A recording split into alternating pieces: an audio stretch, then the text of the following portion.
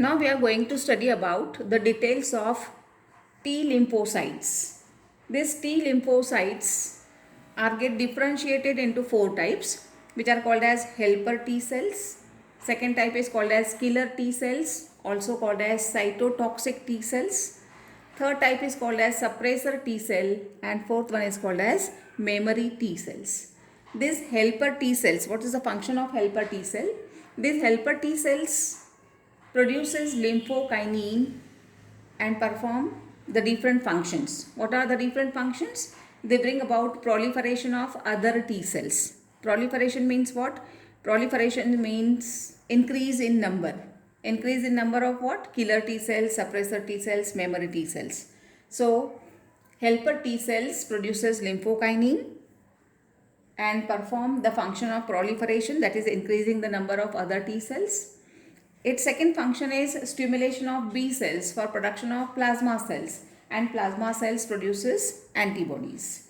Third one is attraction of macrophage cells. What's the meaning of macrophage cells? Macrophage cells means the phagocytic type of cells which bring about eating of harmful pathogens or the antigens. Second type of T cells are called as killer T cells, which are also called as cytotoxic T cells. This cytotoxic T cells produces perforin. Now remember that killer T cells secrete a substance which become perforin. What are the function of killer T cells? Firstly, they directly attack and kill the invading pathogen. As they kill the invading pathogen, they are called as killer T cells. So directly attack and kill invading pathogen, infected body cell and the cancerous cells. Second one, the perforin produces hole in infected cell. So what happens? As the holes are produced in infected cell, its fluid from the cell will comes out, and that will be, the cell will die. And third function is they also release cell killing substance. As this killer T cells, they release cell killing substance, they are also called as cytotoxic cells. Third type of T cells are called as suppressor T cells. Its function is to suppress entire immune system to attack on own body cells. That means suppressor system suppresses the immune system of that particular individual. And as the immune system is get suppresses, they can attack on their own body cells. And the third type of cell is called as memory T cells. Memory T cells are retained inside the body for further use. Memory T cells, for example, if we are going to consider about the disease hepatitis, when hepatitis cells enters the body of an individual, what happens? Body's immune system is get evoked, is get sensitized and start producing antibodies. Some of the antibodies are used to kill the hepatitis virus at the same time, but some of them retain in the body as memory T cells.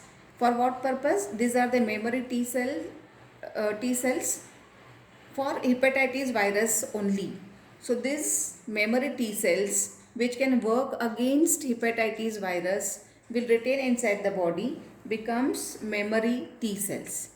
Whenever the same individual is get attacked with the same T cells, with the same hepatitis virus, it is not necessary for the immune system to work from the start. That means firstly the immune system will get evoked, it will start producing plasma cell will produce memory cells, and memory cell it will produce the antibodies. Antibody will get differentiated into different type, and then lastly the memory cell will produce. It will not be like that. Already we will be having memory cells inside our body, and this memory cell directly start producing antibodies against the hepatitis virus during its second attack. Okay. So these are the four types of lymphocytes, T lymphocytes: helper T cell, killer T cell, suppressor T cell, memory T cell. How to remember about lymphokinin and perforin?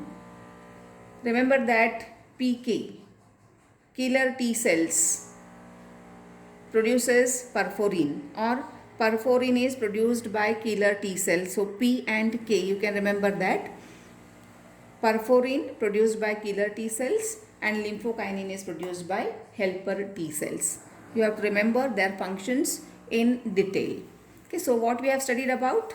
We have started with the acquired immunity. Characteristic feature of acquired immunity we have studied: specificity, diversity, discrimination and memory. Later on we have seen types of acquired immunity, in which the first one is active, second one is called as passive. Under active immunity, its types are there: natural and artificial. Remember that active immunity is for production of antibodies actively with the help of body's own immune system, and it is generally because of infection. Whenever any pathogen enters the body, immune system evoke and start producing antibody. This is called as active immunity. It may be natural, it may be artificial. Natural is due to infection and artificial is due to vaccination.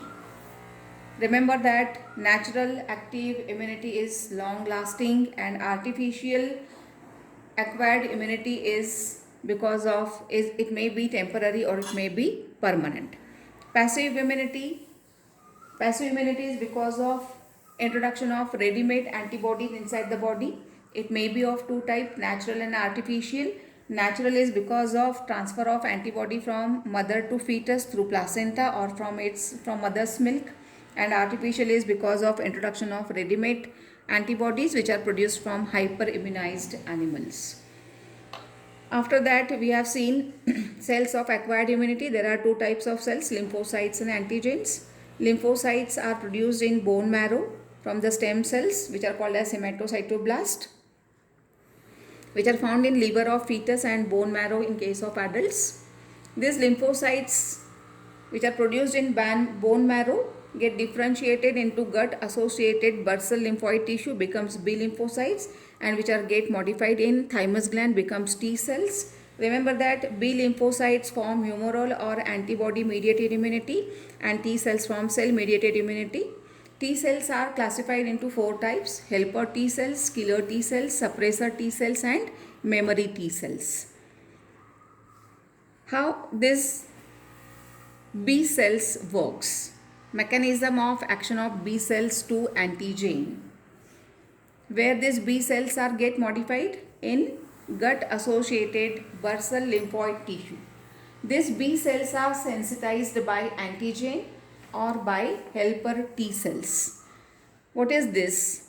Antigens are disease causing microorganism. When they enter the body, B cells are get sensitized. That means they are get stimulated.